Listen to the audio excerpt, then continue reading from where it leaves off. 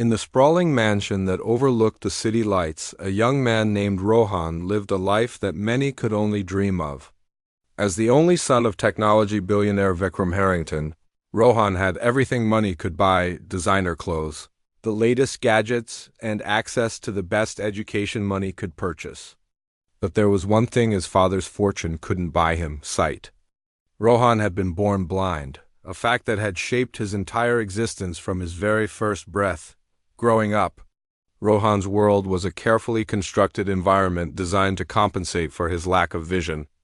The mansion had been modified with voice-activated systems, tactile markers on every surface, and staff trained to assist without being intrusive.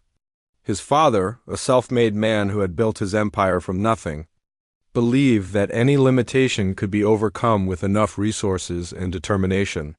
"Your blindness is not a disability, son," Vikram would often say, his voice firm yet caring. "It's just another challenge to overcome. And Harringtons don't let challenges defeat us." From an early age, Rohan was surrounded by the best tutors and specialists. He learned Braille before he could properly walk, and by age 5, he was already using adaptive technologies that most adults would find complex. His father invested millions in developing new tools specifically for his son's education, determined that Rohan would not fall behind his sighted peers. Despite these advantages, Rohan often felt isolated. While other children played outside, he spent hours in lessons and therapy sessions. While they explored the world visually, he learned to navigate through touch and sound. His father's love was undeniable, but it came with expectations that sometimes felt like weights on his young shoulders. "Rohan, you must work twice as hard as others to achieve the same results," his father would remind him during study sessions that stretched late into the night.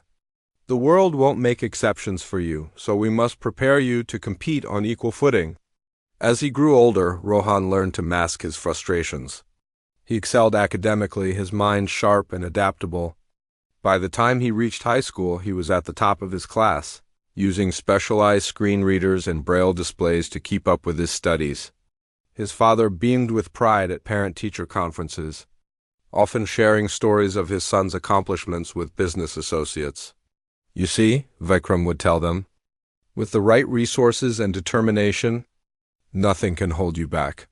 What Rohan's father didn't see were the quiet moments when his son would sit alone in his room, tracing the patterns on the wall with sensitive fingertips, wondering what colors looked like, how stars appeared in the night sky.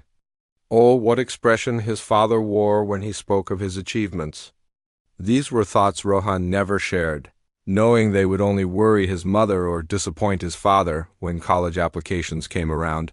There was never any question where Rohan would go. Harvard Business School had been his father's alma mater, and Vikram had already made substantial donations to ensure they had the best accommodations for blind students. "You'll follow in my footsteps, son," Vikram had said, not as a suggestion but as a statement of fact. "Harvard will prepare you to eventually take over the company. I'm building this empire for you." Rohan had nodded, as he always did, and applied early decision. His acceptance letter was framed and displayed prominently in the foyer of their home. More for his father's benefit than his own, life at Harvard was both liberating and constraining for Rohan. On one hand, he enjoyed the independence of living on his own for the first time. He navigated the campus with his guide dog, a golden retriever named Sunshine, and quickly memorized the routes to his classes. The university had excellent support services, and his professors were accommodating. On the other hand, the academic pressure was immense. Business courses came naturally to him. He understood concepts and theories, could analyze case studies, and participate in discussions with ease. But there was no passion in it, no spark of excitement when he solved a complex problem or presented a well-researched paper. He often sat in the back of lecture halls, his screen reader whispering information into his earphones while his mind wandered to other things. Sometimes he would focus on the sounds around him, the rustle of papers, the distant chime of a clock, the varied footsteps in the hallway. He had developed an acute sense of hearing over the years, able to identify people by their unique gait and even distinguish between different types of shoes on various surfaces. During his sophomore year, Rohan's academic performance began to slip slightly. Not enough to cause alarm, but enough for him to notice. He was still getting good grades, but the effort required was increasing as his interest waned. His father called every Sunday, their conversations following a familiar pattern. "How are your classes, son?" Vikram would ask.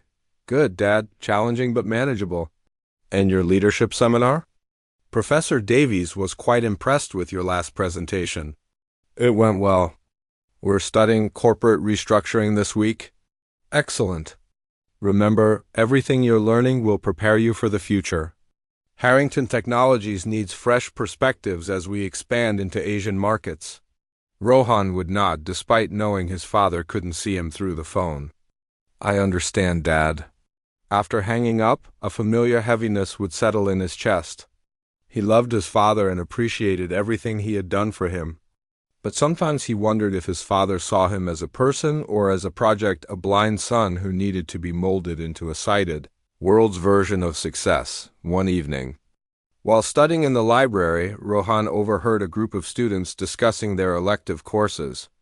They spoke with such enthusiasm about philosophy, art history, music, and literature, subjects Rohan had never explored because they weren't part of his prescribed business curriculum. "I'm taking this music appreciation class," one student said. "We're studying how different cultures express themselves through melody and rhythm. It's fascinating." Rohan found himself leaning closer, captivated by their conversation. Music had always been present in his life, background sound during meals. The radio in his father's car, but he had never really considered it as something to study or appreciate deeply. That night, back in his dorm room, Rohan couldn't focus on his business strategy reading. Instead, he found himself searching the university's course catalog for music classes. His screen reader listed various offerings: music theory, history of jazz, world music traditions, and something called Introduction to Piano.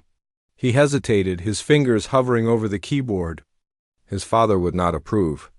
Extra courses outside his business curriculum would be seen as distractions, wastes of time and money.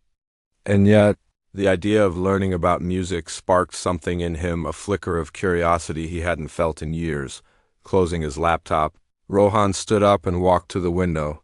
He couldn't see the campus below, but he could hear it: distant laughter, the occasional car horn, the rustle of leaves in the autumn breeze. He pressed his forehead against the cool glass, wondering what it would be like to follow his own interests, to choose his own path, even just for a semester. The thought was both terrifying and exhilarating. For 20 years, his life had been carefully mapped out by his father's expectations. He had never questioned this path, never considered alternatives. But now, something was shifting inside him. A quiet rebellion that had been brewing beneath the surface for years. As he stood there, lost in thought, Sunshine nudged his hand with her wet nose, reminding him that it was time for her evening walk. Leaning down to clip on her harness, Rohan made a decision that would change everything, though he didn't know it yet. Tomorrow he would visit the music building, just to look around, just to satisfy his curiosity. No one needed to know.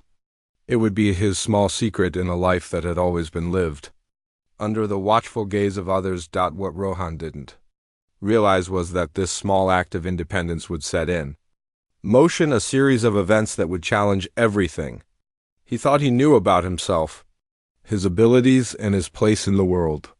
The hidden piano lesson that awaited him would not just teach him about music, it would teach him about possibility, passion, and the courage to define his own success. The next morning, Rohan woke up with a mixture of excitement and nervousness.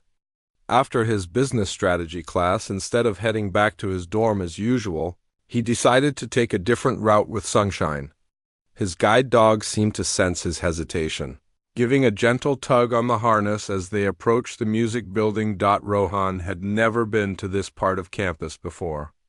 The air felt different here, lighter somehow, filled with distant melodies and the faint scent of wood polish. As he entered the building, the sounds became clearer. A violin practicing scales from one room, a flute playing a folk tune from another, and somewhere down the hall, the most beautiful piano music he had ever heard. The melody drew him forward. step by step, with sunshine leading the way.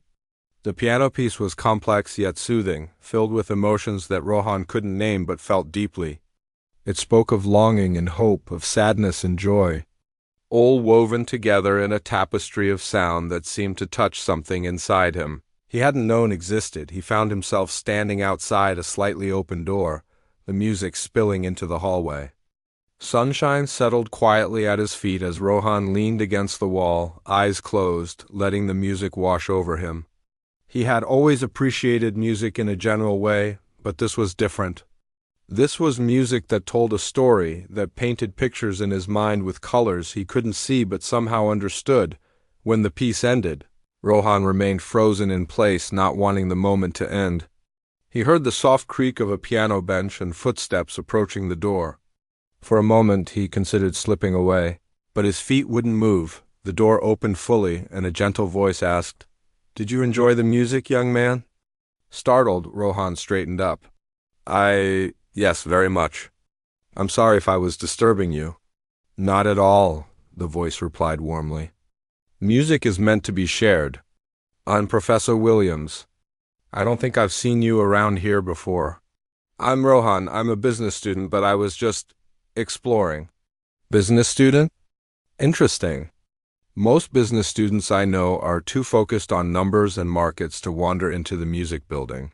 Rohan felt his face grow warm. "I heard the music from the hallway and couldn't help myself." Professor Williams was silent for a moment, and Rohan wondered if she was studying him. "You're blind," she said, not as a question but as a gentle observation. "Yes, since birth. And yet you came looking for music. That tells me something about you, Rohan." Rohan wasn't sure how to respond to this, so he remained quiet. "Would you like to come in?" the professor asked. "I was just about to make some tea." Sunshine gave a soft whine, as if encouraging him to accept. "If it's not too much trouble," Rohan finally said. The music studio was unlike any classroom Rohan had ever experienced.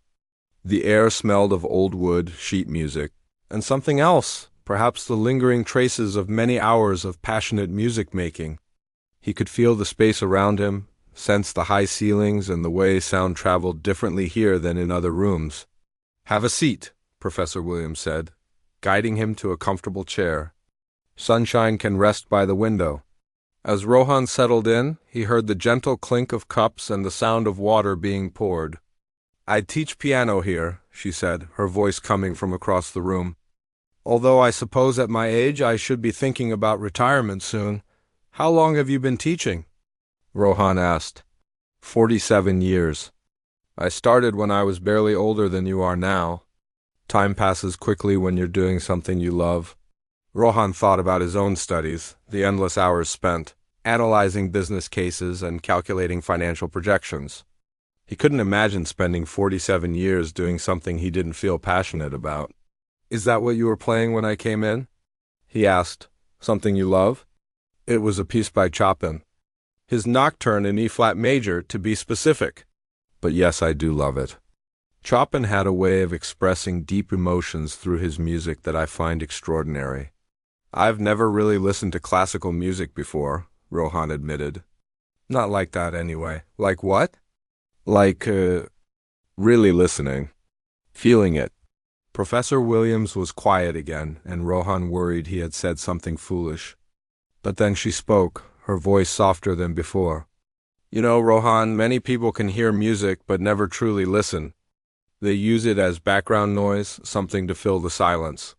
But listening, really listening, requires something more. It requires attention, emotion, and a willingness to let the music speak to you." She brought him a cup of tea, placing it carefully in his hands. "I have a feeling you're a natural listener, not just with music, but with people too." Rohan wasn't sure what to say to this, so he took a sip of tea instead. It was chamomile with a hint of honey. "Tell me something," Professor Williams said, sitting across from him. "When you heard the piano playing, what did you imagine?" The question caught Rohan off guard. "Imagine?" "I'm not sure what you mean." "Music tells stories, paints pictures, evokes memories. When you heard the Chopin, what did it make you think of? What did it make you feel?" Rohan considered this carefully. "It felt like like walking through a garden at night. There was sadness there, but also beauty, like moonlight on flowers and the feeling of being alone but not lonely. Professor Williams made a small sound of approval. That's exactly what Chopin intended with that piece. You have a natural understanding of music, Rohan, a gift. Rohan shook his head. I don't know anything about music. I can't read notes or play an instrument. Those are skills that can be learned. But understanding, that's something you either have or you don't, and you have it. They sat in comfortable silence for a while, drinking their tea as the afternoon light filtered through the windows. Rohan could hear the sounds of the music building coming alive around them, more instruments tuning up, distant voices singing scales, the rhythmic tapping of dancers in a studio upstairs. I should probably get going, Rohan said finally, reluctant to leave but knowing he had studying to do.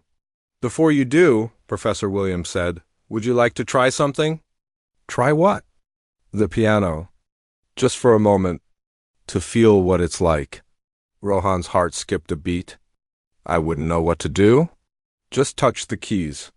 Feel the vibrations. That's all.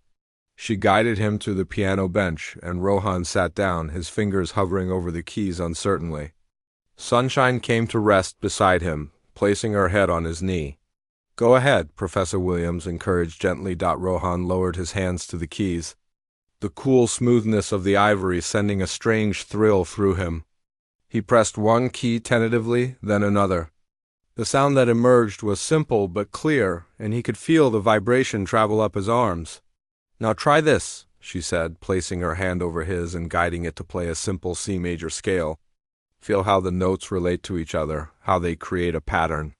As his fingers moved across the keys under her guidance, Rohan felt something awakening inside him. It was as if these notes had always been waiting for him, as if his hands had been meant to find this instrument all along. Most people rely too much on their eyes when learning piano, Professor Williams said softly. They watch their hands, read the music, look at the keys. But you'll learn to feel the music, to understand it through touch and sound alone. That's a rare advantage. When she removed her hand, Rohan continued to play the scale, his fingers finding the notes more confidently now. He tried a few simple combinations, experimenting with how different notes sounded together. I don't want to leave, he admitted. A little embarrassed by how childish it sounded, Professor Williams chuckled warmly. The music building has that effect on people. But you can come back, you know. This isn't a private club. I'd like that, Rohan said, meaning it more than he had meant anything in a long time. As he gathered Sunshine's harness and prepared to leave, Professor Williams spoke again. Rohan, if you're serious about learning more about music, I would be willing to teach you. Not for credit, not for grades, just for the love of it. Rohan turned toward her, voice surprised. Teach me? But I'm a business student. I don't know anything about music. Everyone starts somewhere, she said simply. And sometimes the most promising students are those who come to music with fresh ears and open hearts. My father would never approve, Rohan said quietly. He wants me to focus on my business studies. Ah, Professor Williams said understandingly. Parents often have specific dreams for their children, but sometimes those dreams aren't the same as the dreams our hearts hold. Rohan thought about his father's expectations, the carefully planned path that had been laid out for him since birth. Business school, then a position at the company. Eventually taking over as CEO, it was a good life, a successful life by most standards. But was it his life? What would we do in lessons? He asked, a spark of hope igniting in his chest. We would start with the basics. Music theory, learning to read Braille music, understanding how to use your body to create different sounds on the piano. And most importantly, we would listen to music, to each other, to yourself. Rohan was silent for a long moment, weighing his options. He knew his father would see this as a distraction, a waste of time and money. But something inside him was telling him to say yes, to take this chance to explore a part of himself he had never known existed. When would we start? He finally asked. Professor Williams smiled, and Rohan could hear it in her voice. How about Tuesday afternoon? around the weeks that followed transformed Rohan's life in ways he never could have predicted. What began as twice-a-week lessons soon became the center of his existence, a secret world that nourished parts of him he hadn't known were starving. Professor Williams proved to be not just a teacher, but a guide who understood how to unlock the potential hidden within his unique perception of the world. At first, learning the piano was challenging. His fingers, accustomed to the smooth surfaces of his braille display and keyboard, felt clumsy on the ivory keys. But Professor Williams was patient, teaching him not just to read the braille music notes but to feel the music in his entire body. "Close your eyes," she would instruct, though they were already closed. "Now, play this C major chord. Don't just press the keys, feel the vibration travel up your arms, through your chest. What does it feel like?" In the beginning, Rohan didn't know how to answer, but gradually he began to understand. Music wasn't just sound. It was physical sensation, emotion, and color all rolled into one. A major chord felt like sunlight on his face, warm and bright. A minor chord felt like a cool breeze, slightly melancholic but pleasant. His blindness, which had always been framed as a limitation, proved to be an unexpected advantage. While other students struggled to read sheet music and watch their hands simultaneously, Rohan developed an intimate relationship with the keyboard. His hands learned the geography of the keys through muscle memory, his fingers finding their way as if by instinct. He could focus entirely on the sound and feel of the music without the distraction of visual input. About 2 months into his lessons, Professor Williams decided to test a theory she had been developing. As Rohan was warming up with scales, she casually pressed a single key in the middle of the piano. "What note was that?" she asked, her voice deliberately neutral. Rohan didn't hesitate. "That was an F sharp." Professor Williams pressed another key. "And this one?" "G natural." She tested him with a dozen more random notes, some high, some low, some played softly, others with more force. He identified each one instantly and accurately. When she finally stopped, there was a long silence in the room. "You have perfect pitch, Rohan," she said, her voice filled with wonder. "It's a rare gift, even among professional musicians. For someone who has never seen music written on a page to be able to identify notes just by hearing them. That's extraordinary." Rohan didn't understand the significance at first. "Is that unusual?" "Very unusual," Professor Williams replied. "It means you have an innate understanding of music that most people spend years trying to develop. Music speaks to you in a language you were born understanding." This revelation changed everything. Professor Williams began introducing more complex pieces, and Rohan absorbed them with astonishing speed. He didn't just learn to play the notes, he understood the structure beneath them, the mathematical patterns and emotional progressions that formed the backbone of each composition. The most surprising development was how his musical journey began to affect his business studies. One evening, while struggling with a particularly difficult case study about corporate restructuring, Rohan found himself unable to focus. The numbers and strategies swam in his mind, a jumble of disconnected information. Frustrated, he pushed his textbooks away and sat at his desk, closing his eyes. He mentally played through a batch fugue he had been working on with Professor Williams.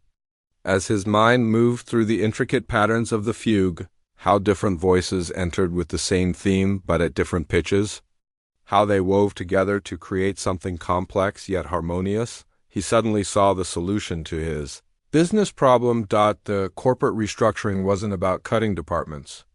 It was about finding how different parts of the company could work together like the voices in a fugue, each maintaining its identity while contributing to a greater whole. He returned to his case study with fresh eyes, writing an analysis that his professor later praised as remarkably innovative. Music was teaching him to think differently, to see patterns and connections where others saw only chaos. The discipline required to practice scales and etudes translated into improved focus and determination in all areas of his life. He began participating more in class discussions, not just with accurate information, but with creative insights that surprised his classmates and professors. His confidence grew in other ways too. He walked with his head higher, his shoulders straighter. Sunshine seemed to sense the change in him, often looking up at him with what he imagined was approval. He even started accepting invitations from classmates to study in groups or grab coffee after class, something he had avoided in his first 2 years at Harvard, but with this newfound confidence came the growing weight of his secret. Every Sunday call with his father became an exercise in careful omission. "How was your week, son?" Vikram would ask. "Productive," Rohan would reply, which wasn't entirely a lie. "I've been making good progress in my corporate strategy class." "Excellent. Professor Davies mentioned you contributed some interesting perspectives in class this week. Whatever you're doing, keep it up. The shareholders need to see that you're developing the kind of innovative thinking that will keep the company ahead of the curve." Rohan would feel a knot form in his stomach. His father was proud of the changes in him, but he was proud for all the wrong reasons. He thought it was due to increased focus on business, when in reality, it was the distraction of music that was transforming his thinking. "I joined a study group," Rohan said one Sunday, testing the waters with a partial truth. "A study group? Good. Networking with your peers is essential. Who are the other students? Are their families influential in business?" The question made Rohan retreat. "I'm not sure, Dad. We just focus on the coursework." After the call, Rohan would often sit at his desk, the guilt pressing down on him. He was lying to his father, not just about where he spent his afternoons, but about who he was becoming. The person his father was so proud of didn't really exist, or rather, he existed, but he was only half of the story. Professor Williams sensed his internal conflict during a lesson one Tuesday afternoon. He had been struggling with a particularly emotional piece by Chopin, his fingers stumbling over the notes not because of technical difficulty, but because of the feelings it evoked in him. "What's on your mind today, Rohan?" she asked gently, pausing his playing. He sighed, his hands resting on the keys. "I talked to my father yesterday. He was so proud of my performance in business classes, but he doesn't know why I'm doing better. He thinks I'm working harder when really, I'm just happier." Professor Williams was quiet for a moment. "Do you think your father would be disappointed if he knew the truth?" "He wouldn't understand," Rohan said.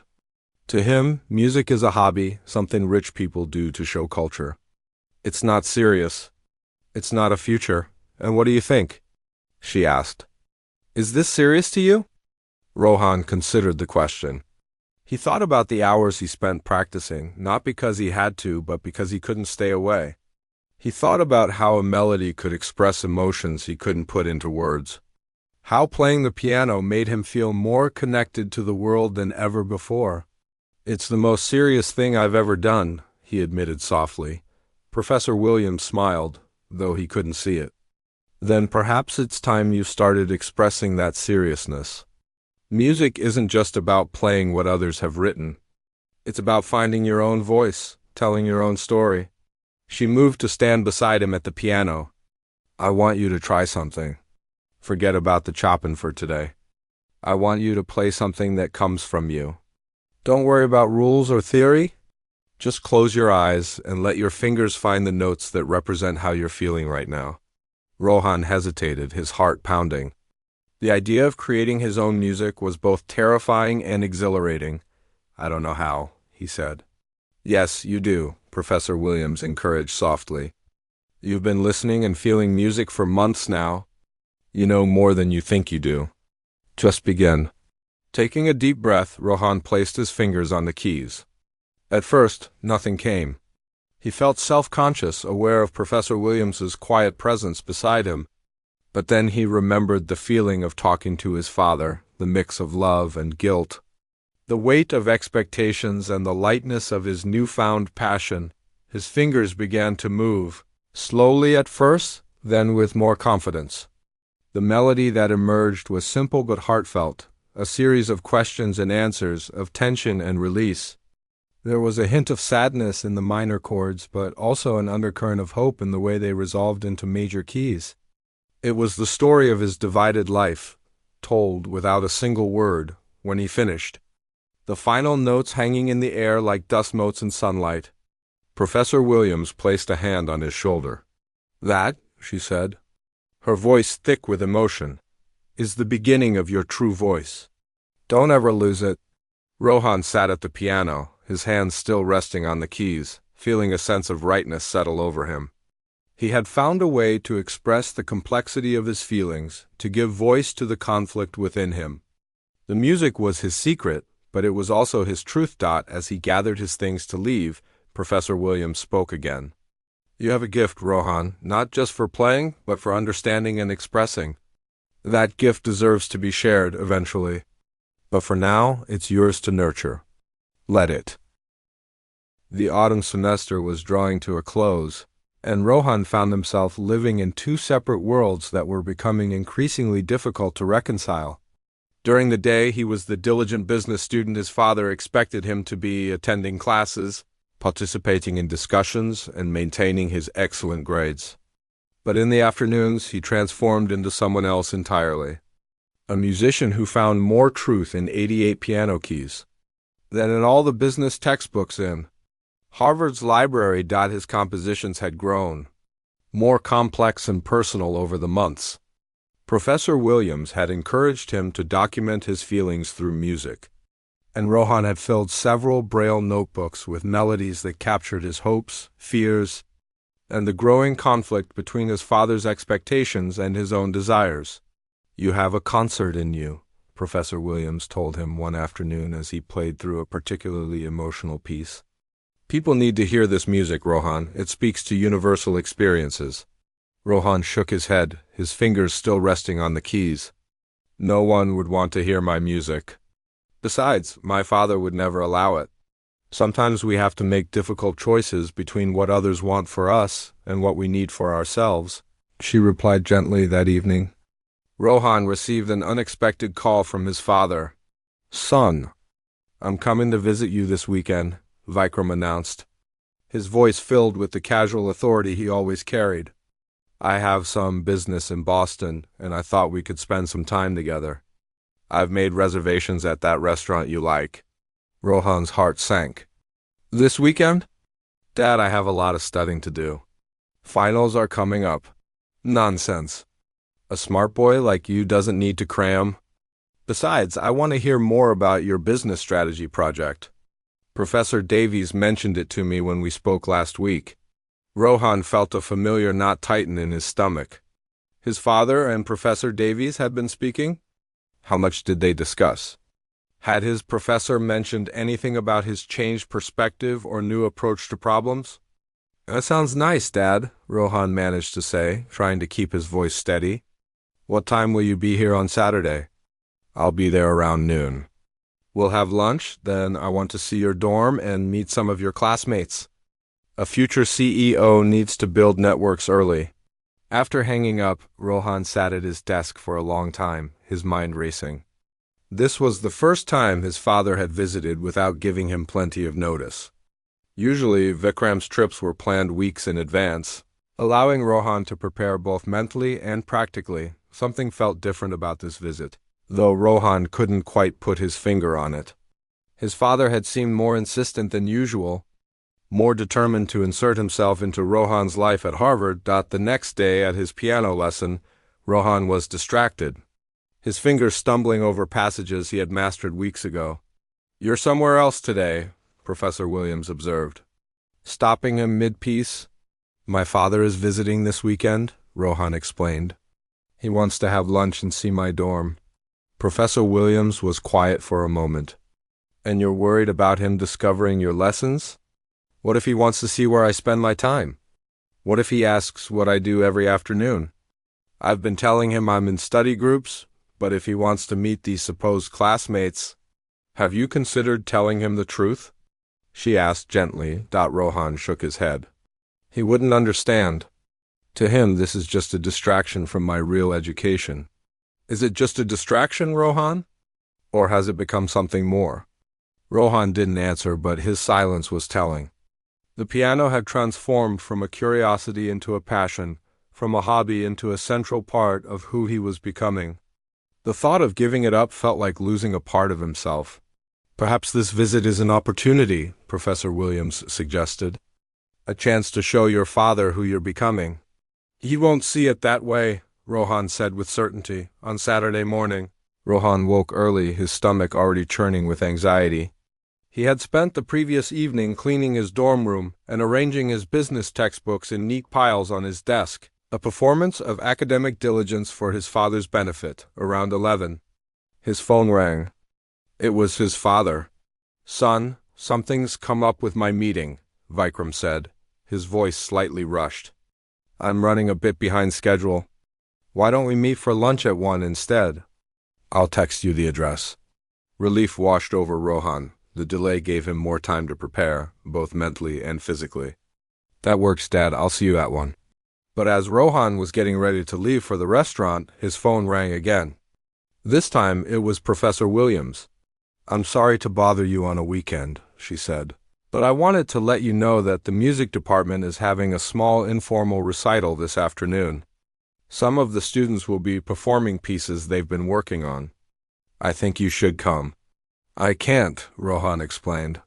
"My father is in town. We're meeting for lunch."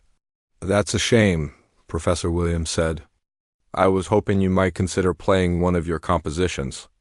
Nothing formal, just sharing with a small group of music lovers who would appreciate what you're doing." Rohan hesitated. The thought of performing his own music was both terrifying and thrilling. "I really can't, maybe next time."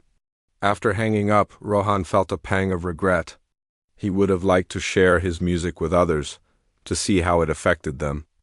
But his father's visit took precedence. Vikram was already at the restaurant when Rohan arrived, seated at a corner table with a clear view of the entrance. As Rohan approached, guided by the hostess, he could feel his father's eyes on him, assessing him as always. "You look well, son," Vikram said, standing to embrace him. "Harvard agrees with you." "It's good to see you, Dad," Rohan replied, taking his seat. Over lunch, Vikram asked detailed questions about Rohan's classes, professors, and future plans. Rohan answered carefully, trying to balance honesty with omission. "I'm proud of the progress you're making," Vikram said as they finished their meal. "Professor Davies tells me your approach to problem-solving has become remarkably creative lately." Rohan felt a flush of guilt. "I've been trying to look at things from different perspectives." "Well, it's working. The board members are impressed when I share some of your insights. They're already talking about creating a position for you when you graduate." The thought of walking away from music to join his father's company made Rohan's chest feel tight. "Dad, there's something I've been wanting to talk to you about," he began, gathering his courage, but before he could continue, Vikram's phone rang. "I'm sorry, son, I need to take this. It's about the acquisition I'm working on." As his father stepped away to take the call, Rohan sat alone at the table, the words he had wanted to say dying on his tongue. This wasn't the right time, not with his father distracted by business. When Vikram returned, his expression was serious. "I'm afraid I have to cut our visit short, Rohan. There's an emergency at the Boston office that requires my attention." Disappointment mingled with relief in Rohan's chest. "Oh, okay, Dad.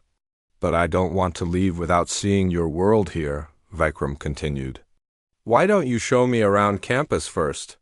I'd like to see where you study, where you spend your time." Rohan's heart began to pound. "Sure, Dad, we can start with the business school building." As they walked across campus, Vikram asked about Rohan's daily routine. "You mentioned study groups before. Where do you usually meet?" "Mostly in the library," Rohan replied, hoping his voice didn't sound as nervous as he felt. "Which part of the library?" "I'd like to see it." Rohan's mind raced for an answer. "The East Wing, mostly. It's quieter there." But as they approached the library, Vikram suddenly changed direction. "Actually, let's walk this way first. I want to see the music building. Your mother was quite talented when she was young. She would have wanted you to have some appreciation for the arts." Rohan froze, his hand tightening on Sunshine's harness. "The music building?" "Dad, we don't have time. You said you needed to get to the office." "It will only take a few minutes," Vikram said, already leading the way. "I want to see what resources they have for students with visual impairments. It's something I'm considering funding." As they entered the music building, Rohan's heart hammered against his ribs. The familiar sounds of instruments being practiced filled the air, usually a source of comfort but now a source of dread. "This way," Vikram said. Seemingly drawn by the sound of a piano playing down the hall, Rohan recognized the melody. Immediately, it was one of Chopin's nocturnes, the same piece he had been working on with Professor Williams. And as they approached the slightly open door of the studio, he realized with horror that it was Professor Williams herself who was playing. "What a beautiful piece," Vikram remarked. Pushing the door open wider, Professor Williams stopped playing, looking up in surprise. "I'm sorry, I didn't realize anyone was listening." "My apologies for interrupting," Vikram said, stepping into the room. "I was just showing my son the music facilities."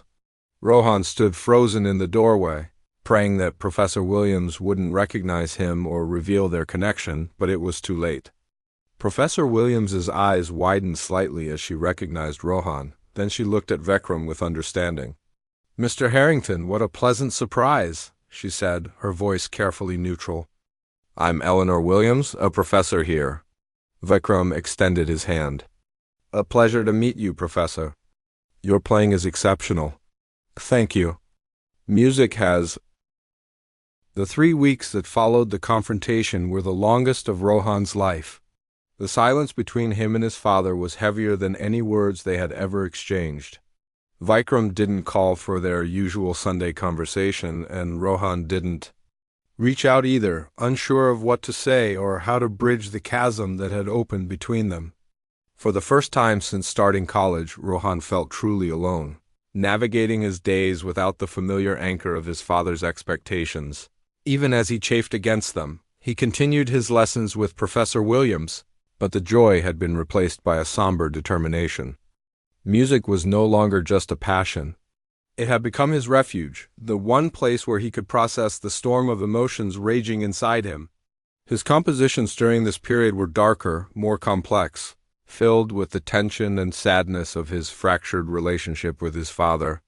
Professor Williams watched him struggle, offering gentle guidance, but giving him space to work through his feelings.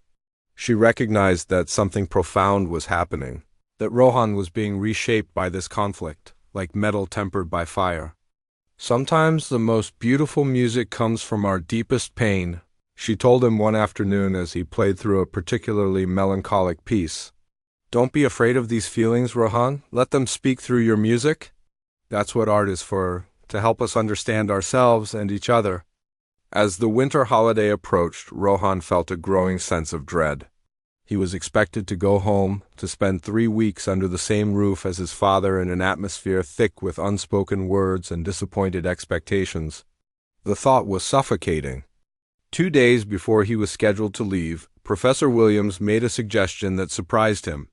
"I'm organizing a small informal recital for this Friday evening," she said casually as they packed up after their lesson. "Just a few students playing for their families and friends. I'd like you to perform." Rohan shook his head immediately. "I can't. My father won't come, and I don't want to play without him there." "I wasn't thinking about your father attending," Professor Williams replied gently. "I was thinking about you, needing to share your music, to remind yourself that it has value regardless of who approves or disapproves." Rohan remained silent, unconvinced. "Rohan," Professor Williams continued, her voice soft but insistent, "your music is too important to keep hidden. It's not just for you anymore. It has something to say to the world. This recital isn't about proving anything to your father.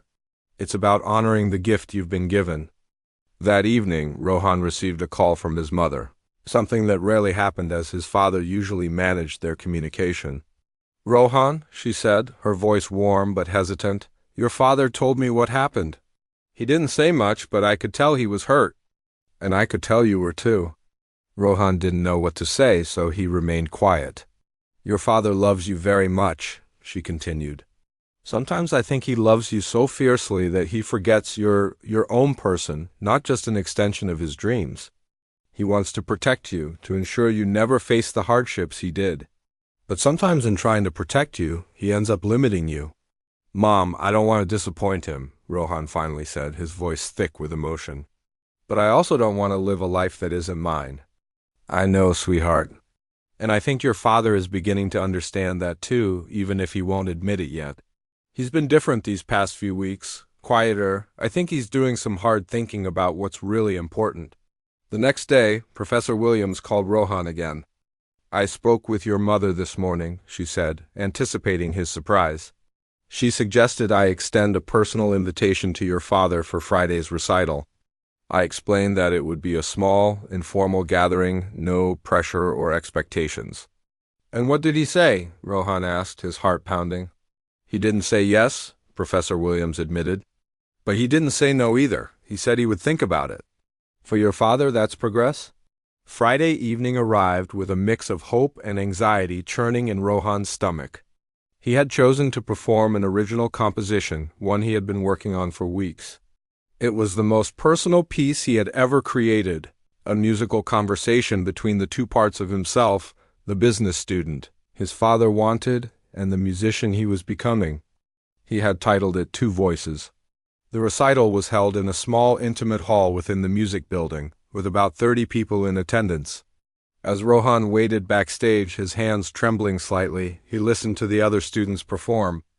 Each was talented in their own way, but he knew his performance was about more than just technical skill.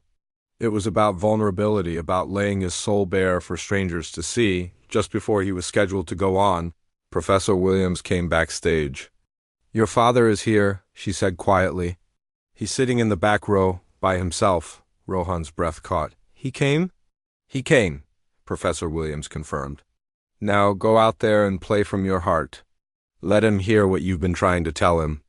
As Rohan walked onto the stage, guided by the familiar feel of the floor beneath his shoes, he could feel the presence of the audience but couldn't distinguish individual faces. He was grateful for this. It allowed him to focus entirely on the music without the distraction of seeing his father's reaction. He sat at the piano, his fingers finding their familiar home on the keys. For a moment, he just sat there, gathering his thoughts, centering himself. Then he began to play. Two Voices started with a simple, structured melody, precise, mathematical, almost businesslike in its clarity. This was the voice his father recognized, the voice of order and logic. But gradually, another voice began to emerge, more fluid, more emotional, weaving around the first melody like a vine around a trellis. The two voices sometimes harmonized, sometimes conflicted, creating a tension that mirrored Rohan's inner struggle. As the piece developed, the structured melody began to change, influenced by the emotional voice that had initially been its counterpoint. The rigid pattern softened, the mathematical precision gave way to more expressive phrasing. By the end of the piece, the two voices had merged into something new, a synthesis that was neither purely logical nor purely emotional, but a complex integration of both. When Rohan played the final chord, he remained at the piano for a moment, his fingers still resting on the keys as the last notes faded into silence. The silence that followed felt different from the usual pause between performances. It was heavier, more charged with emotion. Then, from the back of the room, someone began to clap. Soon others joined in, the applause growing until it filled the small hall. But Rohan wasn't really listening to the applause. He was listening for something else, something he couldn't quite identify. As he stood to leave the stage, Professor Williams met him backstage. That was extraordinary, Rohan. Truly extraordinary. Did my father stay? Rohan asked, his voice barely above a whisper. He stayed, Professor Williams confirmed. He's waiting for you outside? Rohan's heart hammered against his ribs as he walked through the backstage area and out into the quiet corridor. There, standing alone under a dim light, was his father. For a long moment, neither of them spoke. The silence between them filled with everything that had been left unsaid for weeks. Finally, Vikram spoke, his voice thick with emotion. I didn't understand before. I heard that you were playing piano, but I didn't understand what that meant. Tonight, I think I finally heard you. Rohan felt tears welling up behind his closed eyes. I wrote that piece for you, Dad, to try to explain what I've been feeling. You explained it beautifully, Vikram said, taking a step closer. The way the two voices came together at the end. Was that your way of telling me that there's room? For both parts of you, the business student and the musician? Rohan nodded, unable to speak past the lump in his throat. I've been doing a lot of thinking these past few weeks, Vikram continued. A lot of remembering your mother. She loved music too. She played the violin when we were young. I haven't thought about that in years. He reached out and placed a hand on Rohan's shoulder. I was wrong, son. Wrong to try to force you into my mold. Wrong to see your passion as a distraction rather than a gift. Can you forgive me? There's nothing to forgive, Rohan said, his voice trembling. You only wanted what was best for me. But I was wrong about what was best, Vikram replied, his hand tightening on Rohan's shoulder. What's best is for you to become the person you're meant to be, whoever that is. As they stood there in the quiet corridor, father and son, Rohan felt something inside him begin to heal. The chasm that had opened between them wasn't completely closed, but it was no longer an uncrossable gulf. I don't know what the future holds, Rohan admitted. I still have a lot to figure out. Then we'll figure it out together, Vikram said. Not my way or your way, but our way. Maybe there's a middle ground we haven't considered yet. Over the holiday break, something shifted between them. The tension was replaced by a tentative exploration of this new territory. Vikram asked to hear more of Rohan's music, not as a critic but as a curious listener. Rohan, in turn, found himself more interested in his father's business, seeing it now not as a prison but as one possible aspect of his future. The breakthrough came during a conversation about Vikram's philanthropic foundation, which primarily funded educational initiatives.